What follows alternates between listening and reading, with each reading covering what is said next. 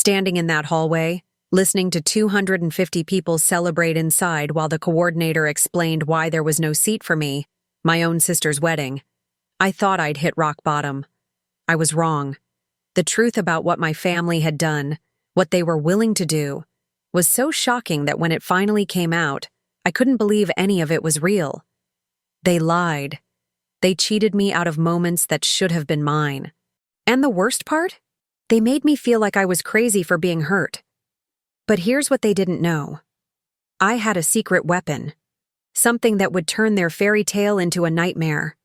Something that would expose every betrayal, every manipulation, every carefully constructed lie they'd built their perfect life on.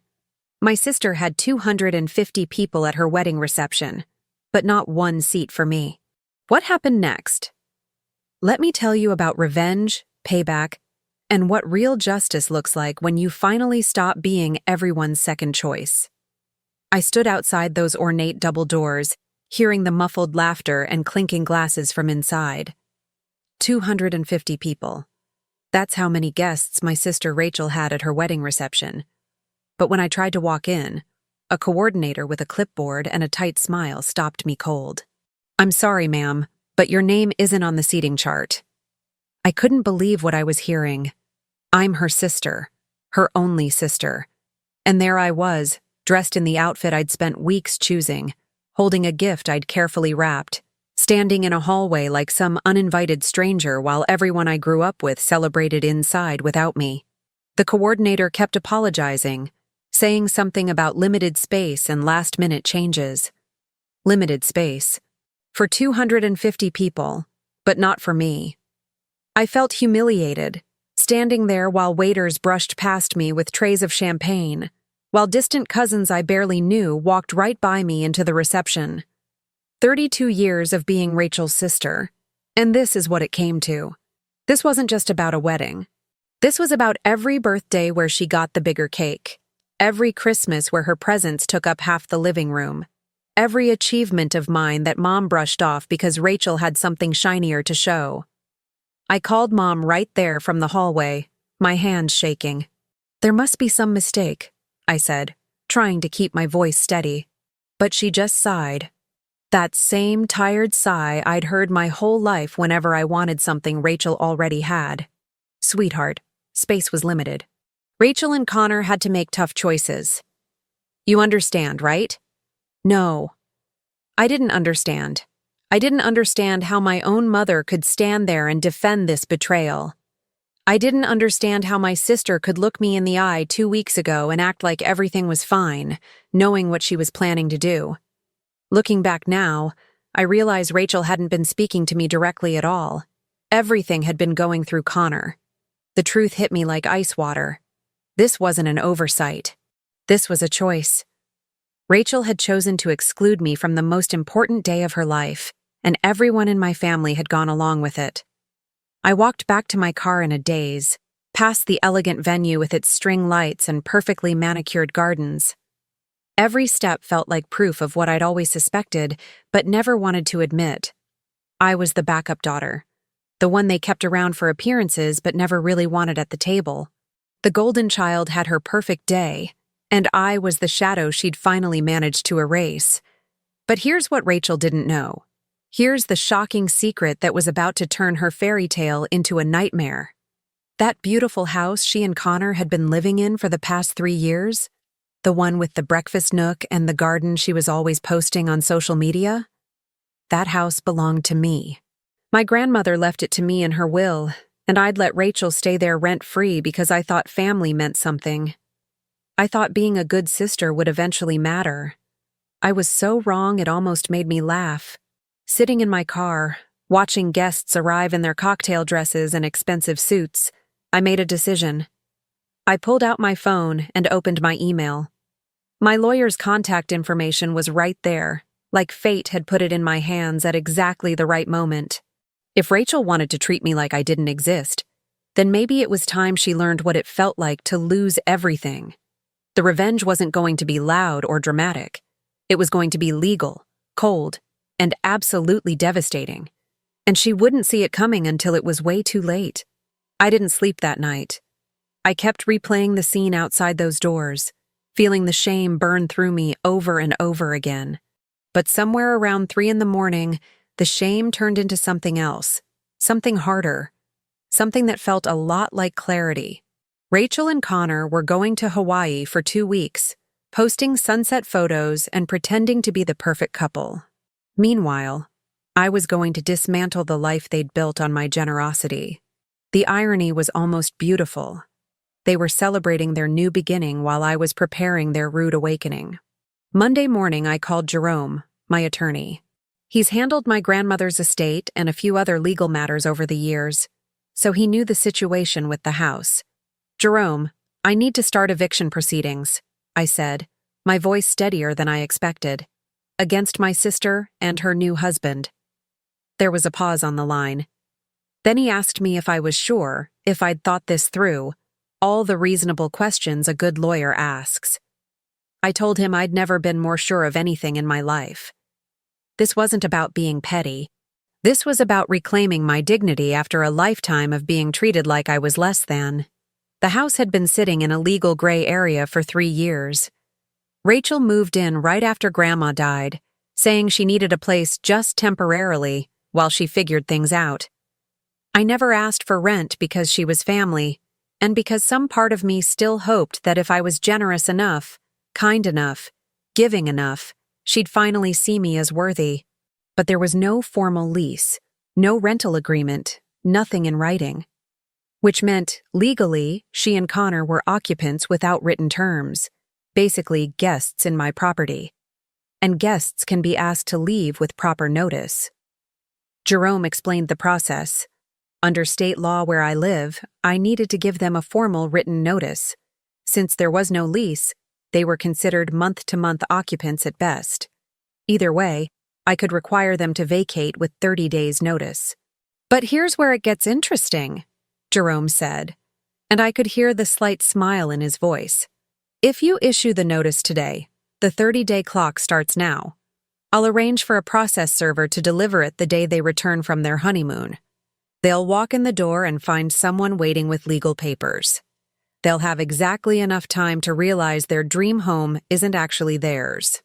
I had Jerome draft the notice that afternoon. It was professional, clean, and absolutely brutal in its simplicity.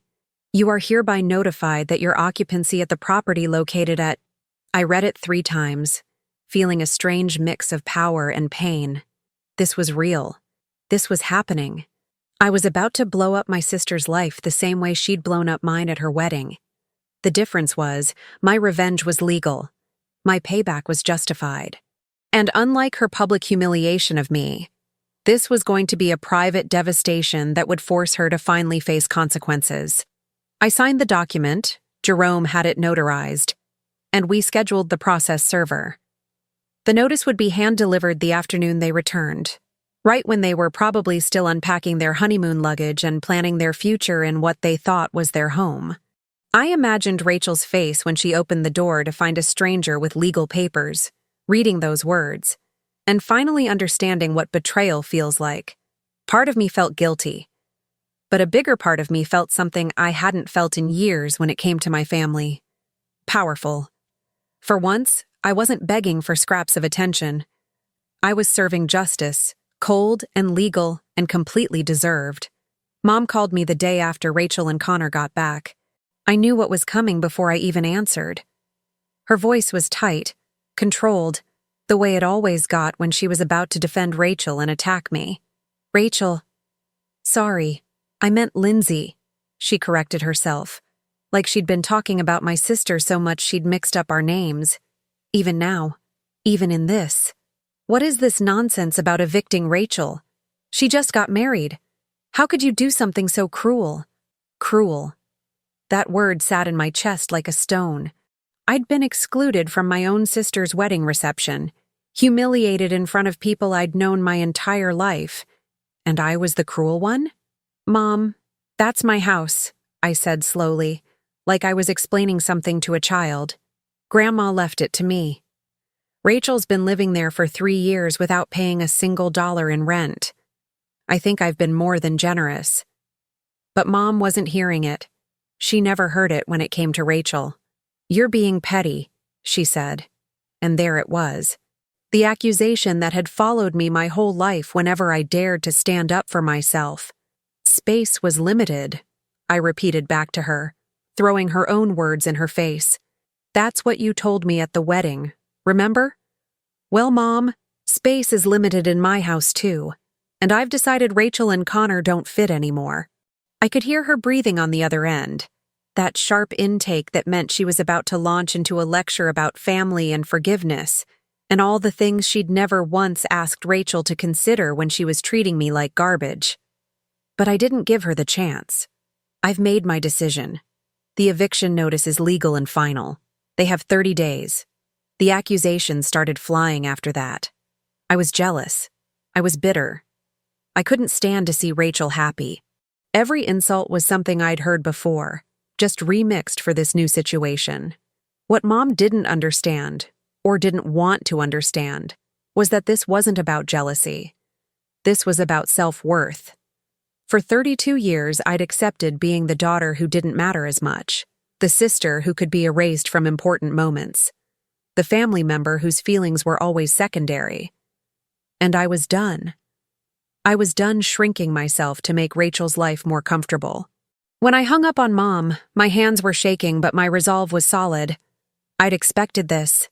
I'd expected the whole family to circle the wagons around Rachel, to paint me as the villain in her perfect story. But what I hadn't expected was the call that came 2 hours later. Unknown number. I almost didn't answer, but something told me to pick up. And when I did, I heard a man's voice I didn't recognize at first. Deep, controlled, with an edge that made my skin prickle. "Lindsay? This is Connor. I think we need to talk about this misunderstanding. Misunderstanding. Like my legal right to my own property was some kind of confusion that could be cleared up with a conversation." "There's no misunderstanding, Connor," I said, keeping my voice level. "You're living in my house without a lease or rental agreement. I'm exercising my legal right to reclaim my property. It's pretty straightforward." The silence on the other end stretched out, and when he spoke again, his voice had changed. Darker. Colder. "I really think you want to reconsider this decision, Lindsay. You're making a big mistake. A mistake you're going to regret." And then he hung up, leaving me standing in my kitchen with my heart pounding and a very clear message ringing in my ears. This was just the beginning. The first photo showed up in my email 3 days later. No subject line, no message, just an attachment from an anonymous sender. It was a picture of me leaving my apartment building, taken from across the street. Time-stamped from that morning. I stared at it, my coffee going cold in my hand, trying to make sense of what I was seeing. Someone had followed me. Someone had watched me leave for work and documented it. And someone wanted me to know I was being watched.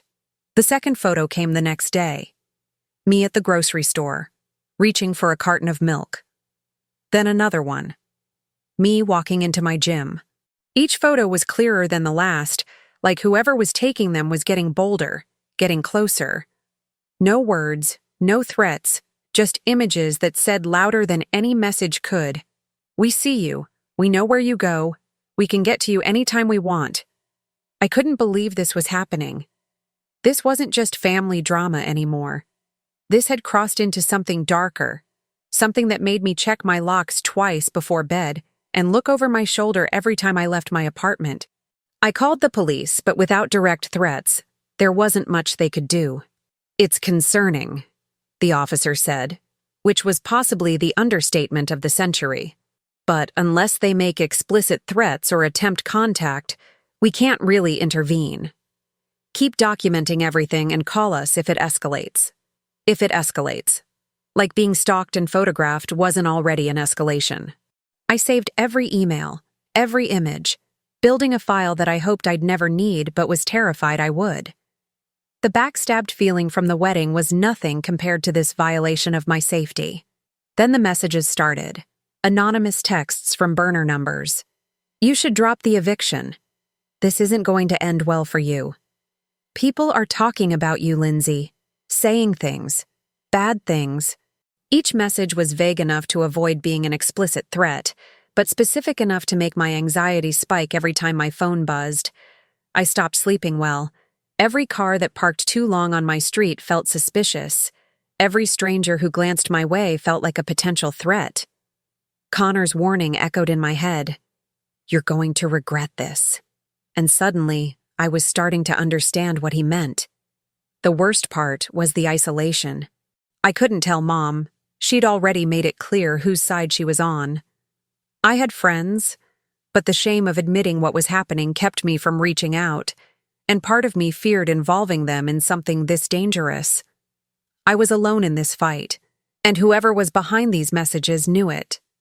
They were counting on me being scared enough, isolated enough to back down, to prove that even when I tried to stand up for myself, I'd eventually fold, just like I always had. But here's what they didn't know about me. I'd spent my whole life being scared of losing my family's love.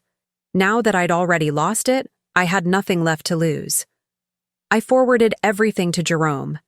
Every photo, every message, every piece of evidence that this had gone way beyond a simple property dispute. "This is harassment," he said flatly. "Potentially stalking. And it's going to work in your favor if this ends up in court." Court. The word hung between us like a promise, because we both knew now that this wasn't going to be resolved with a simple eviction. This was war, and Connor had fired the first real shots. But I wasn't backing down.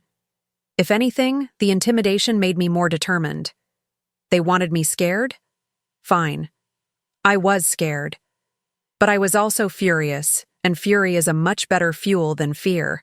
I woke up Friday morning to find my face plastered on flyers in my apartment building's lobby. "Dangerous tenant in 4C," the headline screamed in bold red letters. Below my photo, pulled from my social media, probably from LinkedIn or local neighborhood groups, was a paragraph describing me as unstable, vindictive, and potentially violent. It claimed I was harassing my family, stalking my sister, and posed a threat to the building's safety. I stood there in my pajamas, ripping down flyer after flyer, my hands shaking so badly I could barely grip the paper. But that was just the beginning. By noon, I'd gotten calls from 3 coworkers asking if I was okay, if the rumors were true. Someone had emailed flyers to my workplace. My boss called me into her office with a concerned expression that barely masked her discomfort. "Lindsay, I need to ask you directly. Is there something going on we should know about? We've received some concerning information." I had to explain in my workplace to my boss that my brother-in-law was conducting a smear campaign against me because I was evicting him from my own property. The humiliation of it was suffocating. They'd posted on local Facebook groups too, community pages, neighborhood watch forums, anywhere they could paint me as the villain. "Beware of Lindsay Patterson," one post read. "She's targeting her own sister with baseless legal threats and showing signs of mental instability. If you see her acting strangely, please report it." People I'd never met were commenting, sharing, expressing sympathy for my poor sister and disgust for me. My reputation, my professional credibility, my standing in my own neighborhood was being systematically destroyed, one post at a time. I spent hours that night reporting posts, demanding takedowns, sending cease and desist emails to group administrators. But for every post I got removed, 2 more popped up. It was like fighting smoke. Jerome was livid when I showed him everything. "This is defamation," he said, his voice sharp with anger on my behalf. "This is actionable. They're not just harassing you anymore, they're trying to destroy your life." We filed police reports, documented everything, started building a case. But the damage was done. My neighbors looked at me differently. My coworkers whispered. I'd become the unstable woman from 4C, and the truth didn't seem to matter. What killed me most was knowing this was working exactly as Connor planned. Every time I checked my phone and saw another notification, another share, another person believing his lies, I felt my resolve waver. Maybe I should just drop it. Maybe it wasn't worth this. Maybe I should let them have the house and disappear from their lives completely. That's what they wanted. For me to be so shamed, so broken down, that I'd surrender my own property just to make the nightmare stop. And for a moment, standing in my apartment surrounded by printed-out evidence of my destroyed reputation, I almost did. But then I remembered standing outside that reception hall. I remembered 32 years of being second best. I remembered every time Mom had chosen Rachel, every time I'd swallowed my feelings to keep the peace, every time I'd made myself smaller so Rachel could shine brighter. And I realized, if I backed down now, I'd be proving them right. I'd be confirming that I could be bullied, manipulated, and erased whenever I became inconvenient. So instead of surrendering, I called Jerome back. I want to add defamation to whatever case we're building, I said. I want them to pay for every lie they've spread. I want justice. And I want it documented in a court record that they can never erase. Mom called me Saturday morning, her voice cracking with what sounded like genuine panic.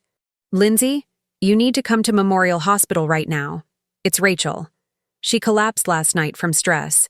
The doctors say it's serious.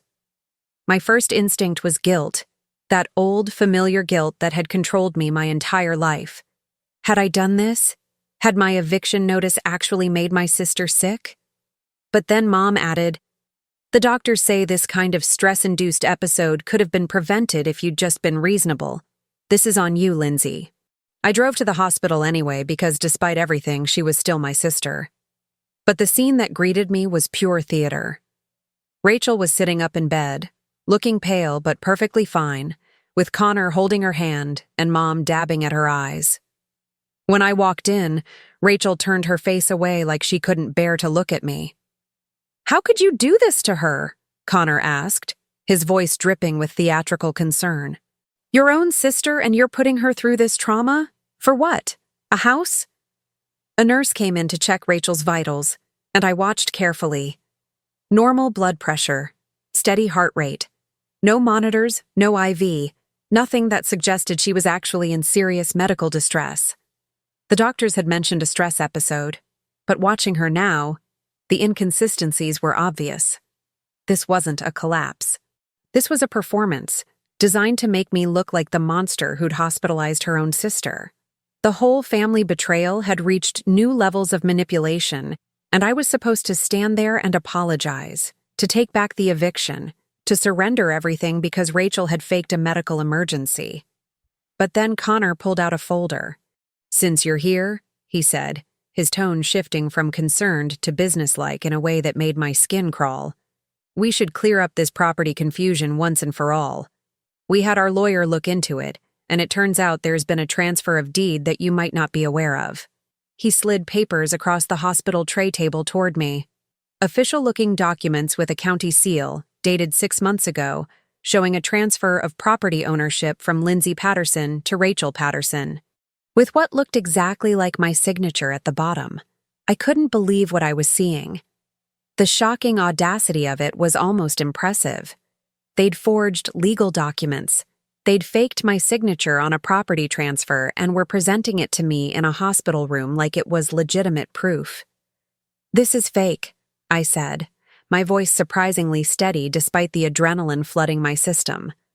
I never signed this. I never authorized any transfer. This is forgery, and you both know it. But Connor just smiled, that cold smile that didn't reach his eyes. Your signature says otherwise. We have witnesses too. Maybe you don't remember signing it, Lindsay. Maybe that's part of why you've been so unstable lately. And there it was, the final piece of their strategy. They weren't just trying to intimidate me into dropping the eviction. They were trying to gaslight me into questioning my own reality. Make me look crazy. Make everyone believe I'd signed away my property and then forgotten about it. That I was the delusional one making false accusations against my innocent sister and her husband. Mom was nodding along, actually nodding, like this made perfect sense. Maybe you should talk to someone, sweetheart, she said softly. Get some help. This vendetta against Rachel isn't healthy. I walked out of that hospital room knowing I wasn't just fighting for my house anymore. I was fighting for my sanity, my truth, and my entire reality. Jerome took one look at the forged documents and started laughing. Not a happy laugh, the kind of sharp, bitter laugh lawyers make when someone has just handed them an open and shut case. "They're idiots," he said, spreading the papers across his desk. "Look here. The notary seal is from a notary who was suspended 6 months before this alleged signing date. The document number doesn't match county records. And your signature? It's good, but it's not perfect. They traced it from something, probably a scanned document, but they didn't account for pressure variation. We filed a police report that afternoon, not just for the forgery, but for everything. The surveillance photos, the threatening messages, the defamatory flyers, and now the attempted fraud." The detective who took my statement was a woman named Patricia Mendoza, and I could see her expression harden as I walked her through the timeline. "This started with a wedding?" she asked, and I nodded. "And now they've escalated to forging legal documents to steal your property?" The way she said it made the whole thing sound as insane as it felt, but it also made it real. This wasn't family drama anymore. This was criminal. Patricia was thorough.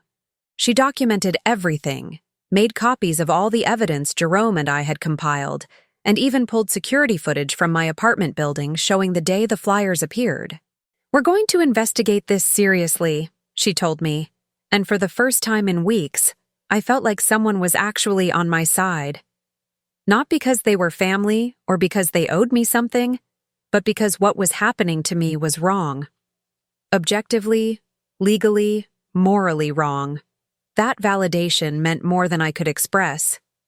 But Connor wasn't done. 2 days after I filed the police report, I started getting calls from numbers I didn't recognize. When I answered, there'd be silence, then heavy breathing, then a hang-up. Childish intimidation tactics that would have been laughable if they weren't so relentless. My car got keyed in my apartment parking lot. Someone left a dead rat on my doorstep. Each incident was small enough that it could be dismissed as random, but together they formed a pattern of escalating harassment designed to make me too afraid to continue. I installed security cameras outside my apartment door. I varied my routine, took different routes to work, started parking in different spots. I was living like someone in witness protection, hyper-aware of every person around me, every car that seemed to follow too long, every unexpected noise. The vengeance I'd sought with that eviction notice had unleashed something I hadn't anticipated, a man who would stop at nothing to avoid consequences for his actions. Connor wasn't just fighting for a house. He was fighting to maintain control, to prove he could bully me into submission, to demonstrate that I couldn't touch him without paying a price. Jerome filed for a restraining order, citing the mountain of evidence we'd accumulated. We had dates, times, photos, messages, witness statements from my coworkers about the flyers, everything. "They're going to fight it," Jerome warned me. "They're going to claim you're making it all up, that you're the one harassing them. But we have evidence, and evidence doesn't lie." The hearing was scheduled for 3 weeks out. 3 more weeks of looking over my shoulder. 3 more weeks of wondering what Connor would do next. 3 more weeks of this psychological warfare that was slowly eroding my sense of safety in my own life. I came home to find my apartment door slightly ajar. Not broken, not forced, just open, like I'd forgotten to close it properly. But I never forgot. I pushed it open slowly, my heart hammering, half expecting to find Connor standing in my living room. Instead, I found chaos. Every drawer had been pulled out and dumped. My closet had been ransacked. Papers were scattered everywhere. But here's the thing. Nothing major was missing. Not my laptop, not my TV, not my jewelry. Though when I checked more carefully, I noticed they'd gone through specific folders. My document files had been rifled through, and an old paper with a copy of my signature was gone. This wasn't a robbery. This was a message, and they were looking for something to use against me. I called Patricia immediately, and she arrived with a forensics team within the hour. They dusted for prints, took photos, documented everything. "No signs of forced entry," one of the techs said. "Either they picked the lock or they had a key." A key. The thought made my stomach turn. How long had they been planning this? Had Connor made a copy of my key somehow? Had someone been in my space before and I just hadn't noticed? The violation was so deep I could barely breathe. This was my home, my one safe place, and they'd invaded it like it was nothing. Patricia pulled me aside while her team worked. "Lindsay, I need you to be very careful right now. Whoever did this is escalating. They're not just trying to scare you anymore. They're trying to break you. Do you have somewhere else you can stay for a few days?" I shook my head. Running felt like losing, and I'd lost enough already. Besides, where would I go? To Mom's, where she'd probably tell me I was overreacting. To a hotel, where I'd drain my savings while Connor and Rachel lived in my house for free? No, I was staying. But I was also terrified. I upgraded my security that night. New locks, a deadbolt, a chain. More cameras, including one hidden in my bookshelf that would capture anyone who came in. I slept with my phone next to my pillow and a baseball bat next to my bed, jumping at every sound, every creak, every footstep in the hallway outside. This was what they wanted. To make me so afraid in my own space that I'd give up everything just to feel safe again. The psychological torture was working, and they knew it. The next morning, I found another anonymous email. Just 2 words. Last warning. The message was clear. Whatever was coming next was going to be worse than anything that had happened before. I forwarded it to Patricia and Jerome, adding it to the mountain of evidence that was building. But evidence only mattered if I survived long enough to present it in court. And for the first time, I started to genuinely wonder if Connor was capable of more than just intimidation. If he'd forge documents, surveil me, break into my home, what would he do if I still refused to back down? I called Mom one more time, desperate for her to see what was really happening. "Mom, Connor broke into my apartment. This has gone way beyond a property dispute. This is dangerous." But even then, even with everything laid out, she couldn't hear me. "You don't know it was Connor," she said, her voice tired. "Lindsay, you've been under a lot of stress. Maybe you should consider that you might be reading too much into things. Maybe you should just drop this whole thing and let Rachel and Connor have the house. Is it really worth all this?" My phone rang at 2 in the morning, and I almost didn't answer. Unknown number, and I'd learned that unknown numbers rarely brought good news. But something made me pick up, and I heard my sister's voice, quiet and shaking. "Lindsay, it's me. Please don't hang up. Rachel." The first time she'd spoken directly to me since the wedding. I sat up in bed, suddenly wide awake, my heart pounding for entirely different reasons than it had been for weeks. "I lied," she said, and I could hear her crying. "About the wedding, about the house, about everything. Connor said there wasn't room for you at the reception, but there was. He told me you'd be too emotional, that you'd make a scene, that it would be better if you just didn't come. And I believed him because I always believe him. I'm so sorry." The words tumbled out of her in a rush, like she'd been holding them in for so long they'd built up pressure. The hospital thing was his idea. The forged documents, the surveillance, all of it. I went along with it because he said you'd back down, that you'd see reason, that we'd get to keep the house. I didn't know what to say. Part of me wanted to scream at her, to tell her that going along with it was its own kind of betrayal. But another part of me heard the fear in her voice, the genuine terror that made her words shake. "Rachel, where are you right now?" I asked. There was a pause, and I heard a door close softly, like she was hiding somewhere to make this call. "I'm at the house. Your house. Lindsay, you need to be careful. Connor isn't who I thought he was. He has a plan, and he has a gun." A gun. The word sent ice through my veins. "What kind of plan?" I asked, trying to keep my voice calm even though my hands were shaking. Rachel took a shaky breath. "He's going to the police tomorrow. He's going to tell them you've been stalking us, harassing us, that you broke into our home, your home, to plant evidence. He's building a whole narrative where you're the dangerous one. And if that doesn't work, Lindsay, I heard him on the phone with someone. He said something about handling it permanently if you won't drop the eviction. Rachel, you need to get out of there, I said, suddenly terrified not just for myself, but for her. Because I realized in that moment that if Connor was willing to threaten me, to forge documents, to break into my home, what would he do to Rachel if he found out she'd warned me? I can't, she whispered. If he knows I called you, if he finds out I'm telling you this, Lindsay, I'm scared. I'm really scared. But I need you to know the truth before something happens.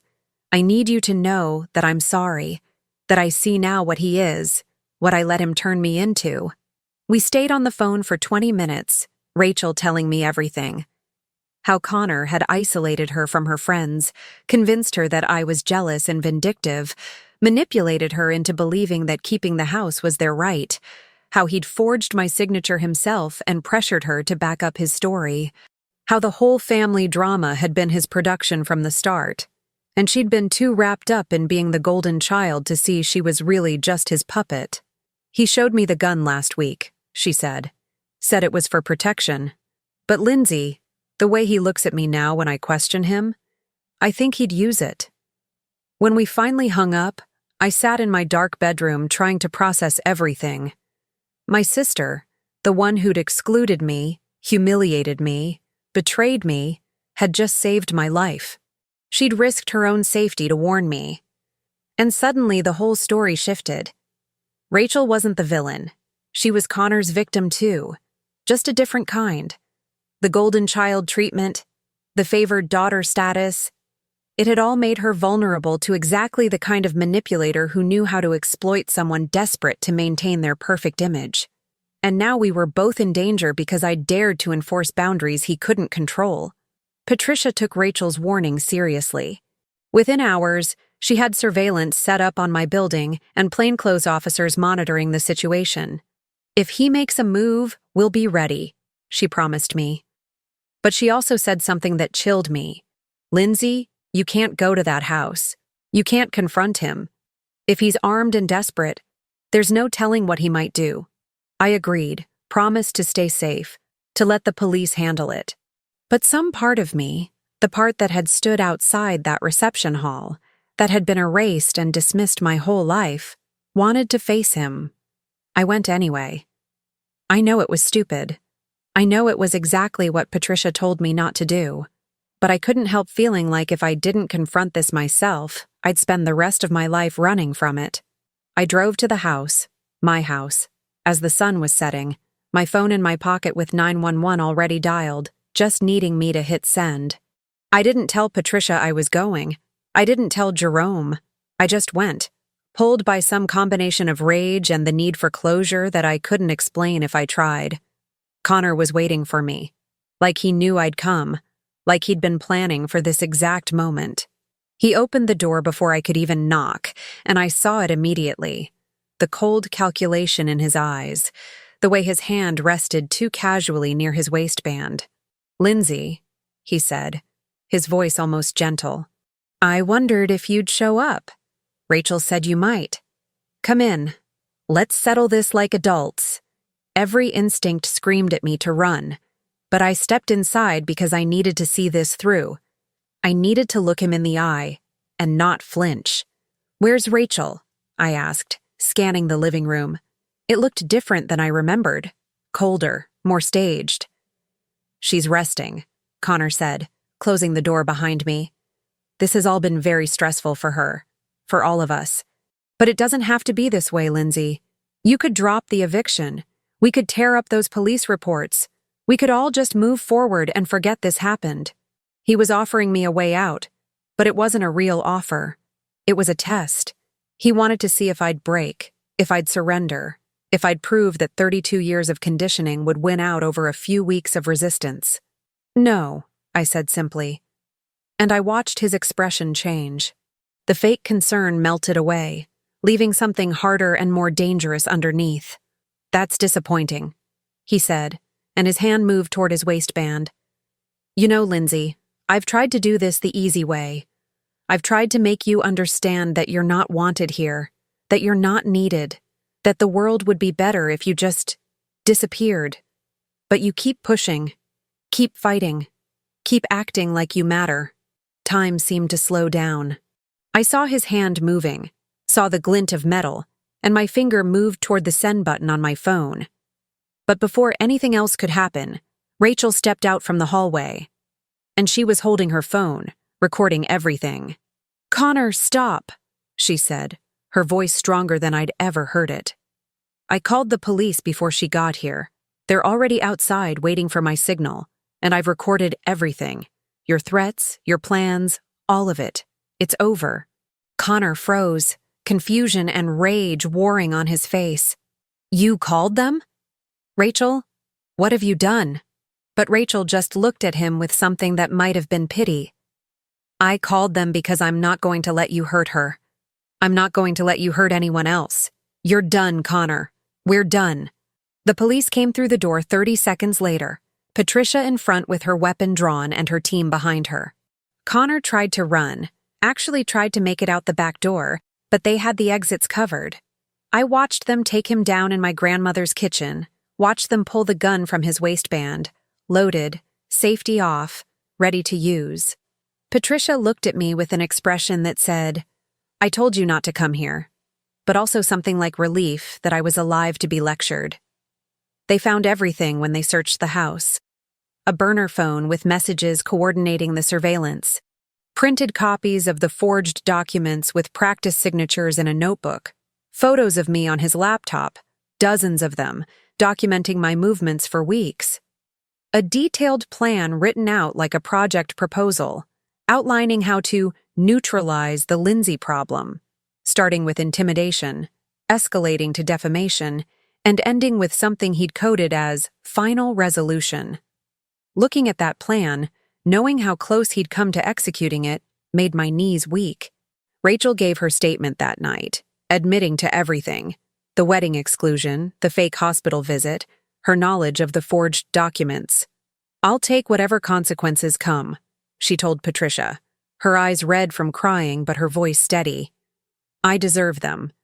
But Connor was the one who planned all of it. He was the one who said Lindsay was a problem that needed to be eliminated. I was stupid enough to believe him, to go along with it. But I won't let him hurt her. Watching my sister finally stand up, finally see the truth, I felt something shift in my chest. Not forgiveness, not yet, but maybe the possibility of it, someday. The charges against Connor were extensive: forgery, fraud, stalking, criminal harassment, criminal threatening, breaking and entering, and attempted assault with a deadly weapon. His bail was set high enough that he couldn't make it, so he sat in county jail while the prosecutor built a case that would likely put him away for years. The investigation also uncovered that I wasn't his first target. He'd been involved in a similar scheme in another state, using his previous wife's property until she'd fought back. He had a pattern, and I'd just been his latest mark. Mom finally came to see me a week after Connor's arrest. She looked older somehow, like the whole situation had aged her. "I should have listened to you," she said. And it was the closest thing to an apology I'd probably ever get from her. I should have seen what was happening. I always thought Rachel needed more protection, more support.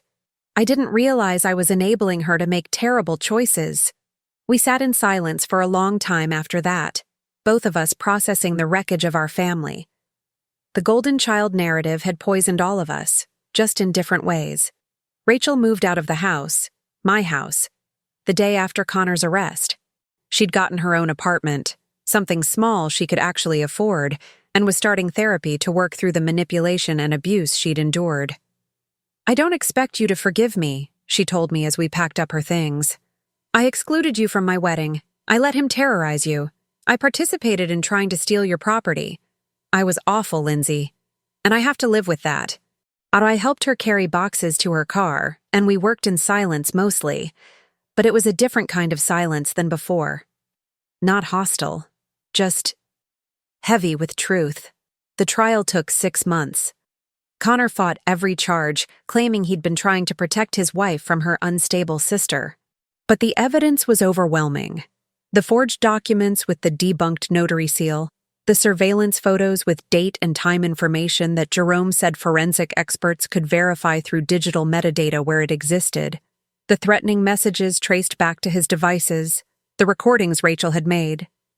His lawyer tried to paint me as vindictive, tried to suggest I'd orchestrated the whole thing as some elaborate revenge plot. But the jury saw through it. They saw a man who'd systematically terrorized a woman for daring to enforce her legal rights to her own property. They convicted him on every count. The judge gave him 12 years, citing the premeditation, the pattern of behavior, and the chilling disregard for the victim's safety and well-being. I sat in the courtroom and watched him get led away in handcuffs, and I felt empty, not triumphant, not vindicated, just empty. Because justice, real justice, doesn't undo the trauma. It doesn't give you back the months of fear, the destroyed reputation, the violated sense of safety. It just confirms that what happened to you was wrong, and sometimes that has to be enough. Rachel and I started having coffee once a week. Awkward at first, stilted conversations about weather and work. But slowly, carefully, we started talking about the real things. She told me about growing up as the favorite and how it had messed her up in ways she was only now understanding. Being the golden child isn't protection, she said one afternoon. It's pressure, and it made me desperate to maintain this perfect image that I'd do anything, believe anyone who promised to help me keep it. I told her about being the scapegoat, about how I'd internalized the message that I wasn't enough. We'd both been damaged by the same family system, just from different angles. Mom started family therapy with both of us. It was Rachel's idea, surprisingly. If we're going to have any kind of relationship, she said, we need to do it right this time, with boundaries and honesty and professional help. So we sat in an office every Tuesday evening and unpacked 32 years of dysfunction. Mom had to confront how her favoritism had hurt both of us. Rachel had to own her part in the wedding exclusion and everything that followed. And I had to work on believing that I deserved a place at the table, that my needs and feelings mattered just as much as anyone else's. After Rachel moved out and started rebuilding her life, we eventually formalized what had been informal for so long. We drew up a proper agreement documenting the end of her occupancy and releasing any claims to the property. This is your house, she insisted. It always was. I'm sorry it took me so long to respect that.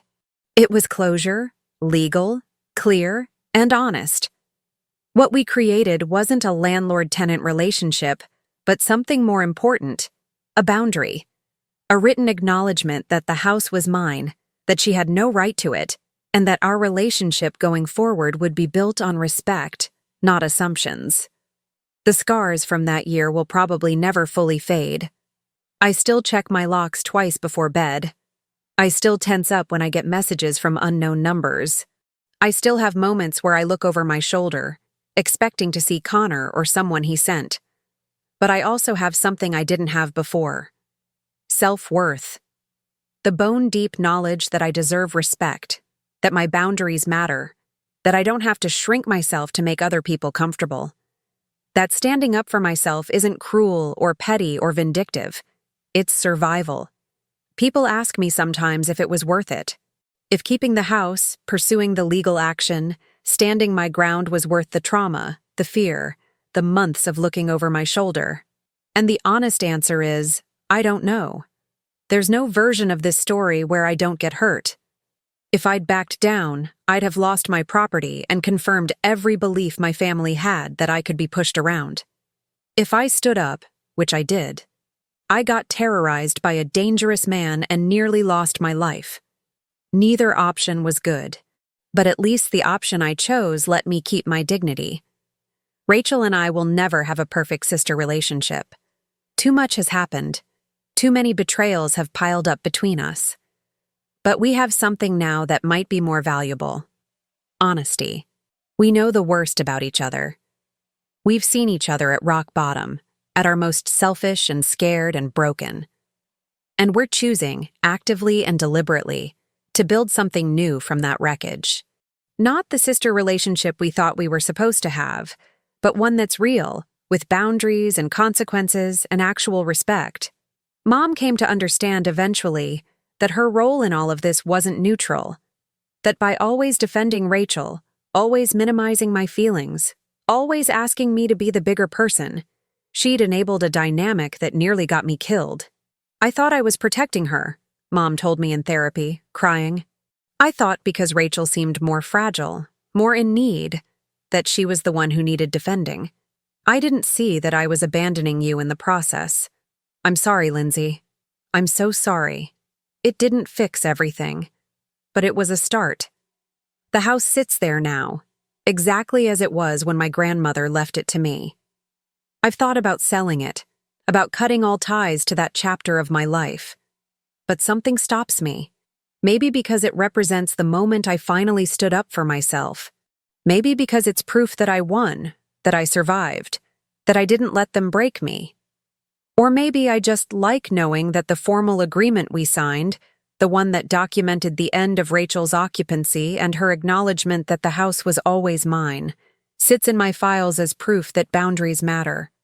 The boundary that said, I matter too.